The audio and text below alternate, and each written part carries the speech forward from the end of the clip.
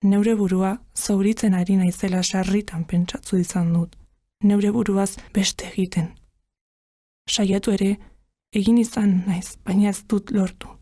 Ez naiz horretarako gai izan. Horrekin ere, zigortzen dut neure burua. Ez bai naiz horretarako ere gauza.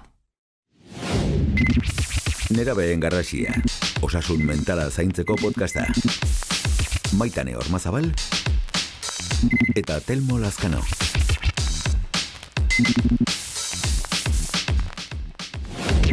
Autolesioak eta suizidioa.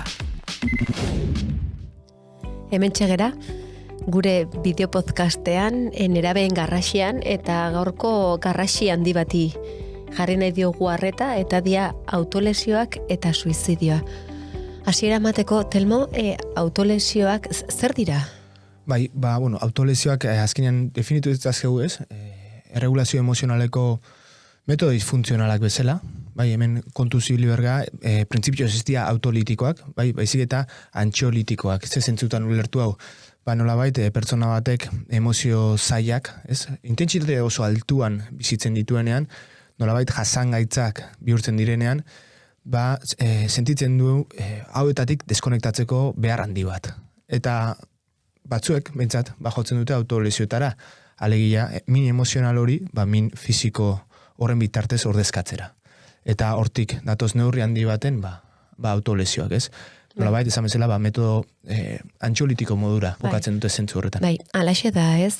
Hau ulertu barra daukaguna da, barrukaldeko min hori, ez? Min emozionala aina handia danean, ezin dugu hori kudeatu, ezin dugu jasan, eta orduan zer egin behar dugu. Fisikoki beste zauri bat egiten dugu, hori jasangarriago izateko, ez? Eta ez zuk esan dezu bezala ansiolitiko modura da, ez? Hori, ezin dut kudeatu, guazen hau modu batera, ez? Beste modu batera baretzea. Baitu ze hitz egiten arian, Telmo? Eta jendea pixkat ulertzeko ere, ez? Gaur egun autolesioak asko entzuten ditugu, 80ko hamarkadan heroina izan zen, ez? Puntu batean jende asko erortzen zen lekua, eta hori ansiolitiko modura ere bazen, ez? Min hori tapatzeko, gero 2000 hamarkadan bai egonda elikadura nahasmenaren igoera handi bat, eta hor ere bazan modu batera, ez? Min emozional guzti hori kudeatu ahal izateko eramaten gaitu jokabidea, eta gaur egun igoera hau autolesio hauetan izan da.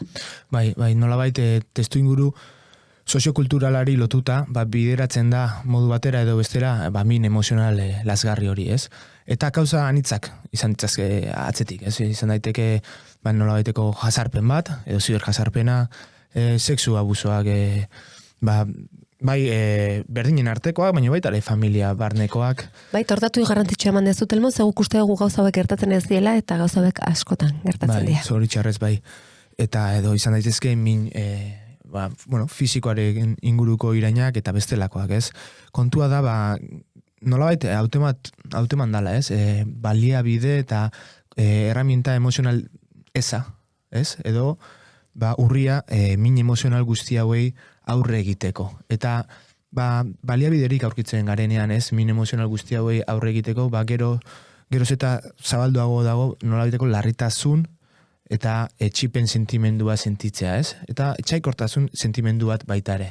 Gure burarekiko eta horrek garamatza pixkanaka isolamendu batera, eta zoritxarrez irtenbide disfuntzional hauek aurrera eramatera autolesioak adibidez, ez da maitane. Hor, agian interesgarria izango litzateke jakitea nondik etor daitezken baliabide eza edo urri hauek pertsona batengan, ez? Bai, lehengoa eta oso garrantzitsua dana emozioen legitimizazioa. Badaude, guk gizartean deitzen diegun emozio, negatibo, oiek ez daude ez emozio negatibo, ez positiboa. Adaptatiboak. Bai, erabat, eta batzut die erosoagoak eta bestatzut deserosoagoak. Eta deserosoak dienak oso famatxarra jarri diegu, eta orduan norbaitek edo asarrea, amorrua, sufrimendua handi bat, tristura, guzti horiei ez dieku bere lekua eman. Eta fama txarra dute, eta ez balimadia legitimizatzen, eske nunbaitetik aterako dia. Ezin dia ez atera, eta hau, behin baino gehiagotan esan dugu, Telmo. Orduan, joera, korputza badauka joera bat, hori atera berra daukala. Orduan, legitimidade hori ez balimadio gumaten, pertsona hori baliabide gabe gelitzen da, sentitzen duen guzti hori ateratzeko. Hori da, momentukoa kudeatzen ikasi behar du. Erabat, eta fama txarrori kendu, emozioiei, eta utzi nik hori bizitzen. Baina, karo, ni autokuestionatzen hasten balima naiz, hori sentitzen dutelako, adibidez, irudi violento bat balima daukat nere buruan, edo pentsamendu violento bat balima daukat, hasten balima naiz pentsatzen, orduan pertsona txarra naiz, ez? Hortik etorri daiteke gero etxaitasun hori gure buruarekiko, eta isolatzera ematen zaituna, zu monstruo antzeko batera ikusten zelako, ze ez da legitimizatzen pertsona bezala hori sentitzea. Hortikan aratago junda ere, burbuia emozionala, ez? Gu badaukagu beste bideo podcast oso bat, horri buruz hitz egiten duna, eta hor, uzten ditugu gaur egungo gazte asko, patogenotik erabat kanpo, eta bizitzak patogeno asko ditu. Eta kontaktu hori ez balima daukate oso arriskutsua bihurtu daiteke. Beharrezkoa den tolerantzia hori, frustrazio horrekiko garatu beharra, erresilientzia, ez? Momentukoa bizitza eki nahi badeu, gero etorriko da, nahi ez dugun hori, dimentsio oso altu hago baten. Hemen berriro ere, ez dugu nahi gure gazteek sufritzea, baina sufrimenduak entzen badiagu bizietatik, gehiago sufrituko dute. Dun sufrimenduarekiko, erresilientzia hori, ez? Egoera deserosoen aurrean nik erantzun bat jakitea. Baina momentu horietan ez dago erantzun bat emateko gaitasun hori. Ez daukate sistema immunea, ez? Guztiz garatuta hori erantzuteko. Eta ez da hori bakarrik. Gaur egun naiz eta behitu hemen itzagiten naigea mikrofonoak ditugu jendeak entzuten du, baina oraindik tabua handia da, eta laguntza eskatzea ikaragarri kostatzen da, Telmo. Askotan, hau da puntxu modura, ez, ikusten da, eta da, hain zuzen justu kontrakoa, ez, ausardiak gehien eskatzen duen ekintza da laguntza eskatzea, laguntza emozionala, eta hortan gizonezkoek, baina uste, asko dugula, hauzen hartzeke, ez, gero ikusiko ditugu datuak, baina asko ikaragarri kostatzen zaigu laguntza eskatzea, batez ere laguntza emozionala denean. Beste laguntza mota batzuk igual agian ja ulertu dugu, ez? Fisikoarekin zerikusia daukana ulertu dugu, baina barne mundu emozional guzti horrekin oraindik ez, eta ez dugu laguntza eskatzen. Eta eskatzen dugu batzuetan, mina, oso mina danean, ez? Eta askotan, ondo gaudenen ere, gure osasun mentala eta emozionala handu dezakegu, baina oraindik ez daukago ohitura. Normalean, arazo bat azaldu behar du, guk gure barne garapena egiteko. Eta nik uste hor datorrela aldaketa, ez? Pixka bat, aurretik anastea, ez? Prebentzio modura. Eta inoiz ez dela berandu laguntza eskatzeko, eta noski, esaten ari balima gara laguntza eskatzeko, norbait izan behar dugu, ez? Entzute aktibo hori presente egon beharko luke, ez da? Eta beste faktoretako bat ere bada, ez? Disiplina, zer dan lana, gauza batzuetatik pasatu barra daukagula, dena erosoa ez dala, momentu askotan nahiko degula gauza batzu pasatu eta beste batzuk gertatzen zaizkigu, orduan fantasia eta ilusioiek min egin dezakete gure bizitzen. Erabat, hor da beste herramienta bat, ez? Ez da, suizidearen kontra ere lagungarria dena, desregulazio emozional momentu horretan, ez? Dena iun ikusten duzu momentu horretan logikare aplikatu behar dugu. Zuk, esfortzua, ez? Da, disiplina duen pertsona bat, eta bati edo asko saiatu den pertsona bati barkatuko zenioke, ez da? Hemen antzeko zerbait gertatzen da. Esfortzu hori dugunean, disiplina hori, eta saiatu garenean, gure burua barkatzeko aukera gehiago ditu. Erabat, eta hau da, gakoa, gure burua barkatu, ez? Momentu horietan ikaragarrizko sufrimenduak horrek hartzen du, gehiena da erruduntasun eta zama izatearen hori. Esfortzuan, arreta jarri sarian, baino gehiago, ezta? Eta hemen, balen, eta tonuan hierreko duzuen bezala, gai oso garrantzitsua da, ze autolesioak, ideazio suizidarekin bat egiten dutenean, bada ditugun bi baliabide garrantzitsuenak suizidio saiakera bat aurre ikusteko. Alegia, pertsona batek autolesioak egiten dituena, nolabait helarazten badu edo pentsamendu suizidak garatzen balima ditu, bostetik batek saiakera bat egingo du. Bostetik batek esan dezu, Telmo? Azkar esatea. Alegia, autolesioak egiten duen pertsona batek, adierazten du argi eta garbi, min mental, emozional, intentsitate oso altu baten baitan bizi dela. Baina, askotan hori ez da, nahikoa, suizidio saiakera bat egiteko, ez? Jende askok bizi du min emozional intentsitate altu hau, baina ez du irtenbide bezala ikusten suizidioa bera. Zergatik, pieza garrantzitsu baten faltan daudelako. Eta zein da, bizitzarekiko ditugun erroak, motiboak. Galdera ondorengoa da. Nire bizitzareko loturak, motiboak edo sustraiak, min emozional hau baino sendoagoak aldira. Baiezko balin bada erantzuna toleratuko du. baina Bestela. ez ezko balin bada, arrisku larrian gaude. Bai, hor badago beste galdera bat askotan dala ez, bizitzeari utzi edo sufritzeari utzi. Ez? Bai. Eta bizitzari utzi aukeraketa hori egiten dugunean da, baina bizitzarekiko lotura hori ez daukagulako. Eta bizitzarekiko lotura hori esaten dugunean, gu konturatu bargea zuaitz moduko bat bezala, ez? Zuaitz batek nosketorriko zaizkiola, ez? Tsunamiak, urakanak, etorriko dia izebolada, mental txarrak, baino sustraiak sendo bali maditu errexagoa da, ez? Baina ni sustraia sendo ez bali maditut, zer gertatuko zaio, aizebolada handi batekin zuaitzari. Egan aterako da. Alaxi da. Orduan hemen ze garrantzia ez, eta sustraiak esaten dagunean, Telmo, entzuten ikusten gaituenak ulertzeko pixka bat esan daguna da, nunbaiten parte sentitu.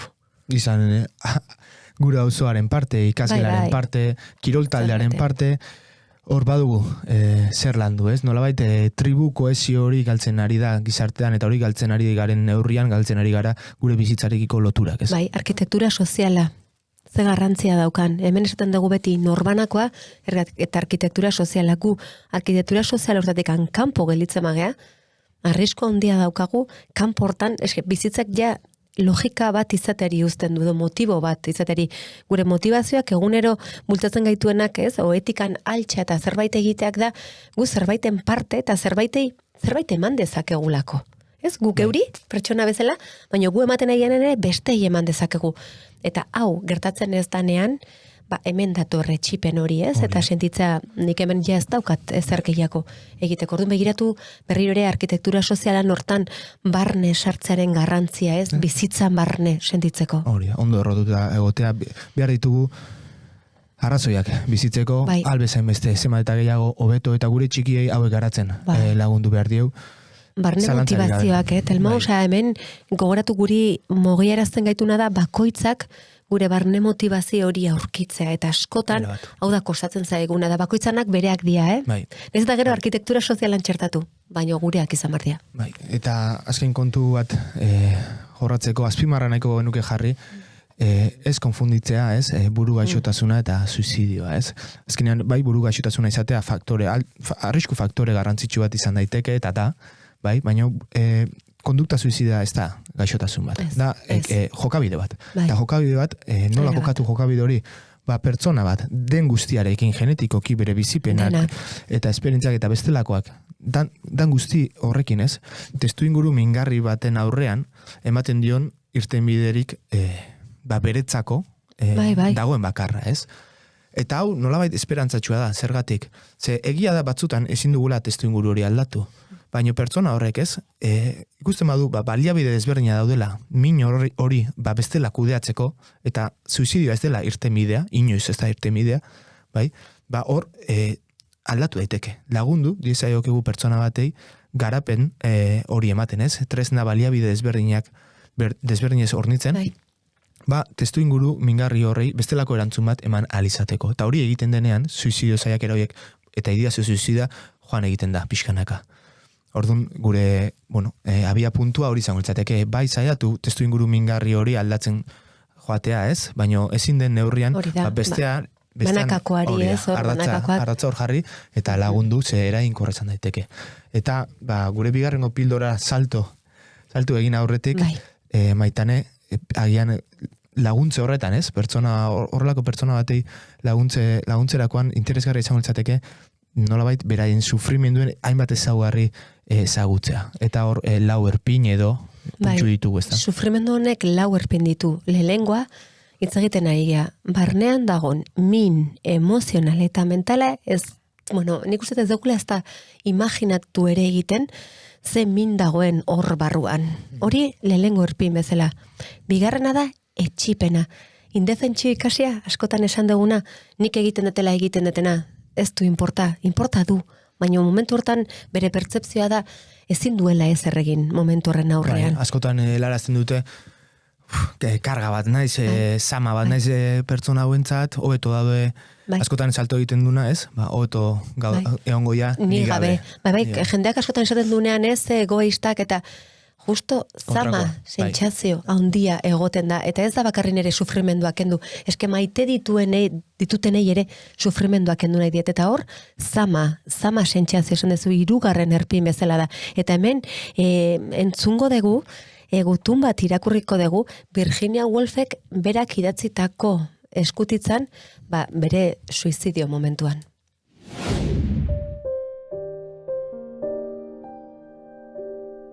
Ez dira gu bezain zoriontsu izan diren beste 2 pertsona egongo. Gaixotasuna agertu zen arte. Ezin dut gehiago borrokatu. Zure bizitza hondatzen ari naiz. Ni ez banengo lan egin ahal izango zenuke. Ez naiz honetan behar bezala idazteko gauza ere. Ezin dut irakurri. Nire bizitzako zoriontasun guztia zor dizudala esan nahi dizut. Ezin dut zure bizitza hondatzen jarraitu. Argi geratu da zama sentimendu hori, ez da? Bai, zama, imaginatu ez, bere eriotza ere, zamaz, ez, beteta juntzala, orduan, ze simbolikoa, nola sentitzen zen bera eta nola juntzan, ez, orduan, esan duguna, ikusi 3. erpin honek zenbatenainoko pixua daukan, ez, askotan irudikatzen dute, ez, gorputzean zerbait jarri izango baligute bezala eta ezin dezuna ibili, hoxe da, hoxe da, ez da fisikoki ikusten, baina dago, dago, eta pentsatu 4. bat dagola, eta 4. honek, badaukala ikaragarrizko mina ere, da norberak erekiko etxaitasun hori. Osea, ja ez dugu behar kanpoan etxaia izatea, baizik eta guk barnean daukagula. Eta hortarako Kurt Cobainen hitzak entzungo ditugu. Nirvanako abeslaria 27 urterekin bere buruaz beste egin aurretik, idatzitako guturanen zatia duzue.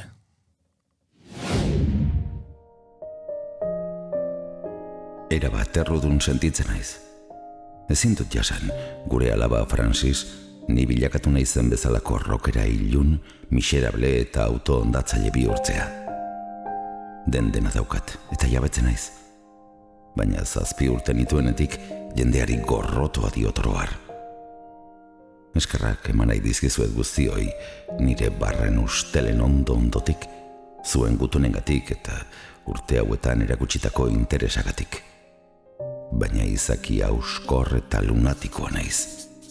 Amaitu zait pasioa.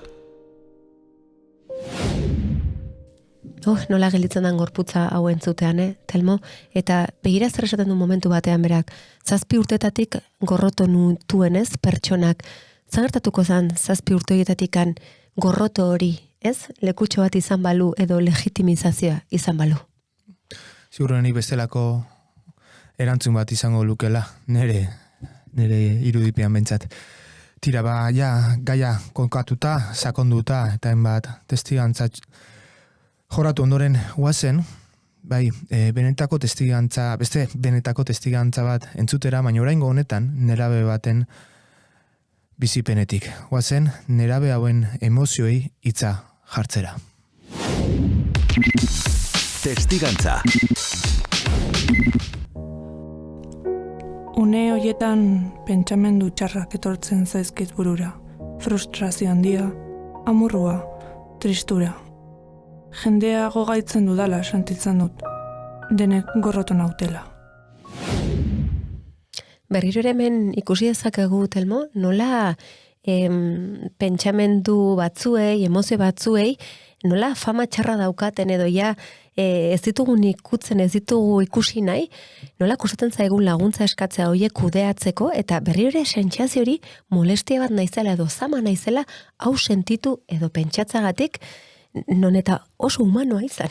Era bat, Maitane, jarraitu ezagun testigantzarekin. 2 modutara lesionatzen dut neure burua. Ebakiak eta ukabilkadak. Ebakiak tristeago nagoenean egiten ditut. Ukabilkadak berriz amorratuta nagoenean. Gero oso errudun sentitzen naiz. Beti errudun. Ez dago hortik irteteko modurik. Ebakiek ez didate minik ere ematen. Nola nahi ere, momentuan zama arindu bai, baina gero asko zukerragoa da. entzun berri dugu nola metodo antxolitiko gisa jarduten duten autolesio hauek, eta hauen zergatia. Anestesiatu, Telmo, anestesiatu. Hutsaren urrengoa sentitzen naiz. Ez didate zer konpontzen. Berriro ere gaizki sentitzen naiz eta gainera zauriz beteta. Jendeari ere min egiten diot. Eta inoiz amaitzen ez den gurpila da. Beti modu negatiboan pentsatzen dut. Beti ikusten dut edalontzia erdi hutsik. Testigantzaren zati hau entzutean, konturatzen zate ze etxipen, sentsazio, sentipen, bizimena duen pertsona honek, ez errez egitearena ezin duela edo irterarik ez dagoela. Etxipen sentimendu lazgarria. Sare sozialek ez didate batere lagundu. Inoiz, nire gurputzaren eta gurpegiaren argazkiaren bat igo izan dut. Politago sentitzeko. Kritika eta iruzkin positibo mordoa jasota ere, iruzkin negatibo bakarra horrek txikitu egiten nau. Gaizki nagoenean, bideo tristeak ikusten ditut. Orduak eta orduak pasa ditzaket horretan. Hainbat bideotan jendeak esan egiten du. Uda honetan ez zingo dutela baino jantzirik jarri ebakiengatik. Hemen argi eta garbi ikusi dugu baita ere, sare sozial hauek lagundu baino kalte handiagoa egiten dutela, ez? Sentimendu guzti hoietan murgilduz. Zurrunbiloan barrena. Denak gainezka egiten didan une horretan nagoenean bizitzan zehar gertatutako negatibotasun guztia datorkiz burura. Eta morrazio handiagoarekin noan neure buruaren kontra. Txikitatik ezin izan diot neure buruari barkatu. Hemen ikusi ezakegu nola bizitzan gauzak ez diren pasatzen, denbora pasatzen dalako. Iraganak izan dezaken pixua gure bizitzatan, benetan pasa edo gestionatu ez balima dugu. Zen beharrezkoa den aulantzea. Hanka utziz gero, eskaiola jarri eta sendatu egiten da. Nik sentitzen dudan min emozionala ikaragarria da. Izan daiteken minik txarrena, utzik sentitzen baitzara. Oraintxe bertan gustura utziko nioke sentitzeari. Horixe litzateke errazena. Hemen ez egotea, ez sufritzea, emozio horiek ez sentitzea. Neure burua zauritzen ari naizela sarritan pentsatzu izan dut. Neure buruaz beste egiten. Saiatu ere, egin izan naiz, baina ez dut lortu. Ez naiz horretarako gai izan. Horrekin ere, zigortzen dut neure burua. Ez bai naiz horretarako ere gauza. Hemen, testigantza honetan ere berriro ere ez, etxetasun, zama, zigorra hitza esaten du ez, bere barnean ze zigor, ze min dagoen, eta hau entzun ondoren nola ez ulertu kanpotik, barruan hainbeste min jasaten ari den pertsona bati. Ezer gutxi gehitzeko, hemen duguna argita garbi da emozioak hitz bihurtutako testigantza bat. Vitamina dosia. Bueno, bagatoz vitamina dosiak jorratzera, eta, ailen aipatu dugu ez, gai potoloa dugula mai gainean, eta datuek ala erakusten dute.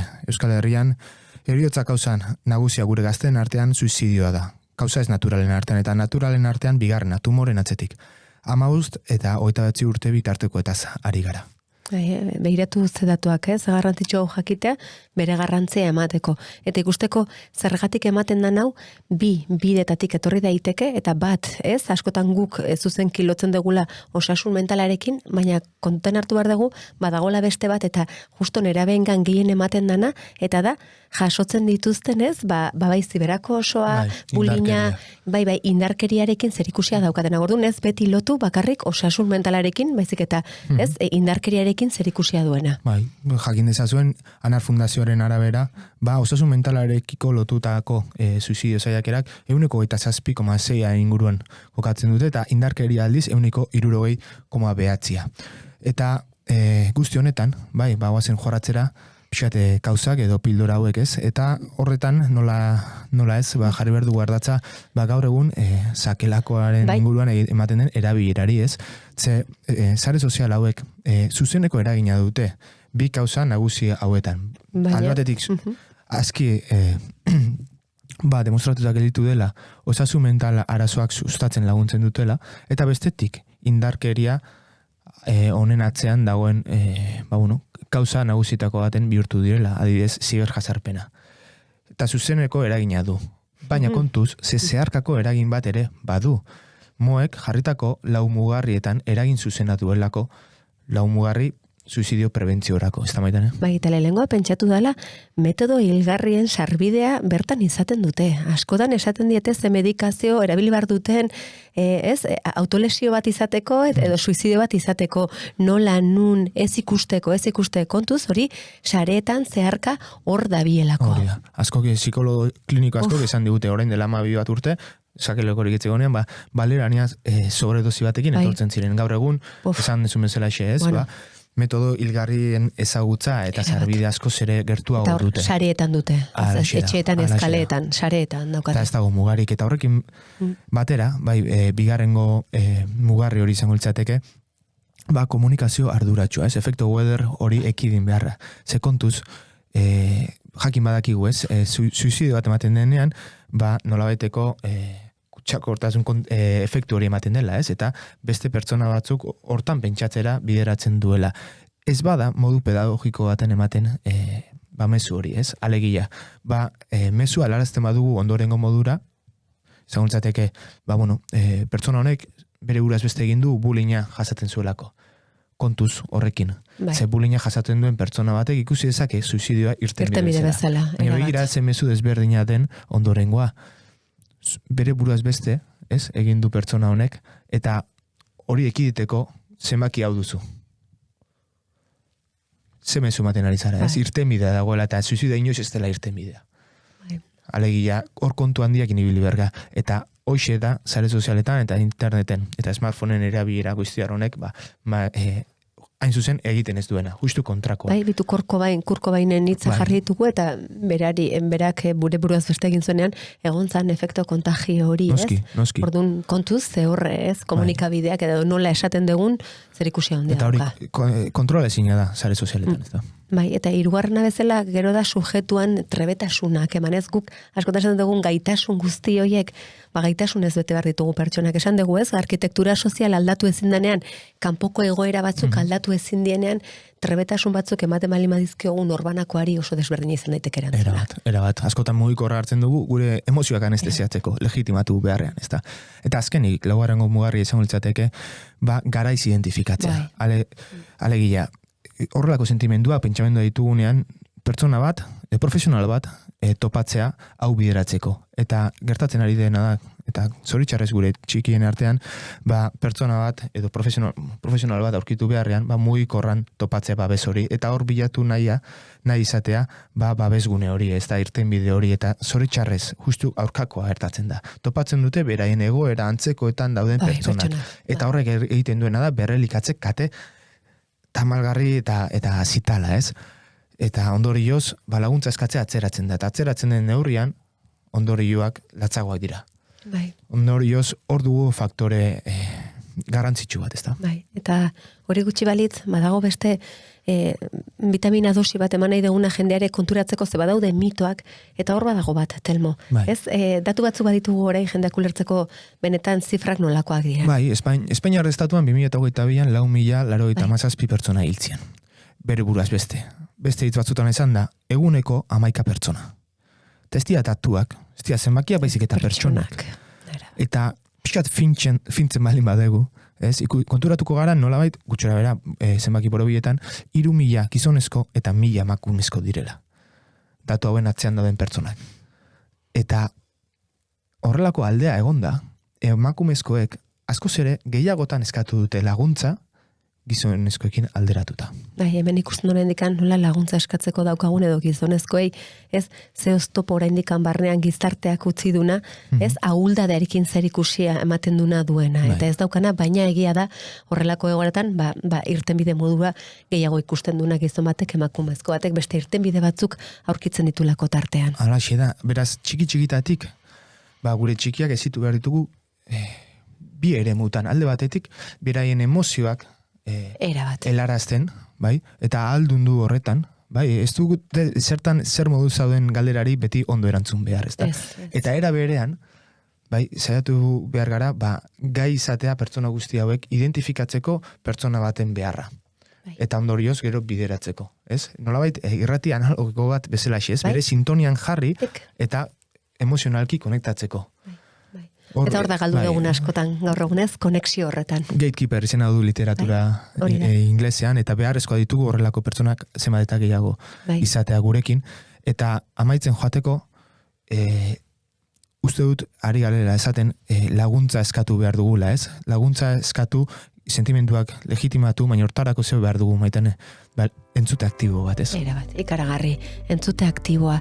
Eta, gero, azkeneko dosi bezala, bizitzarekin konektatzeko berriore gehien maite dugun hori egin, ez dia kapritxoa, gustatzen zaigunarekin, kirola, elikadura bat, inguruaren garrantzia, pertsona, maite gaituzten pertsonez inguratzea, eta benetan, gure bizitzan daukagun helburu bakarra bizitzea dela. Ez dela, ez ikasle ona izatea, seme ona izatea, ez zer ona edo txarra izatea, bizitzea, ez? Eta bizitzak duen balio guzti hori barneratzea. Hori, bidelaguntza hori eman, entzut aktibo hori eman, eta motivazio intrintxeko horiek bilatu, eta bilatzen lagundu behar dio gure txikiei, eta begira, nola diren gauzak, liburu hau, idazterakoan, elkartu gara nerabe askorekin, baita psikologo psikiatra askorekin.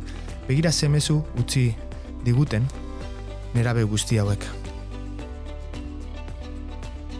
Gu baino zaharragoak zaretenez, sinestarazten diguzue gure arazoak ez direla zuenak bezain larriak, baina 12 eta 18 urte bitarteko pertsona batentzat, zuentzat txorakeria dena bizitza kosta dakioke. Gazteagoak izateagatik legitimitatea kentzen diezue gure sentimenduei. Entzunak eta ulertuak izan behar dugu, eta ez epaituak.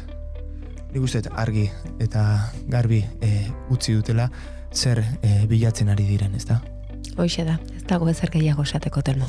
Beraz, ikusentzuleok, onaino iritsita, bai, nik uste dut, gure nerabeak, berain isiltasunetik oiuka ari direla laguntza eskatzen. Entzun eta erantzun diezaiogun neraben garrasiari. Elkarrekin lortuko du.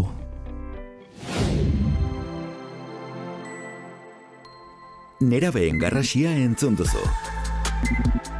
Nerabezaroko osasun mentala zaintzeko podcasta. Zuzendaritza Iñaki Beraetxe. Gidoia eta aurkezpena Maitane Ormazabal eta Telmo Lazkano. Irudi grabaketa eta edizioa Xabier Larrañaga. Soinu grabaketa eta montaiak Iñaki Beraetxe. Grafismoa eta postprodukzioa Lander Rallon eta Arantxa Konde. EITB podcasten entzun eta jarraitu dezakezu Nerabeen garrasia. EITBren YouTubeko kanalean ikusi eta zure gustuko plataforman ere topatuko gaituzu.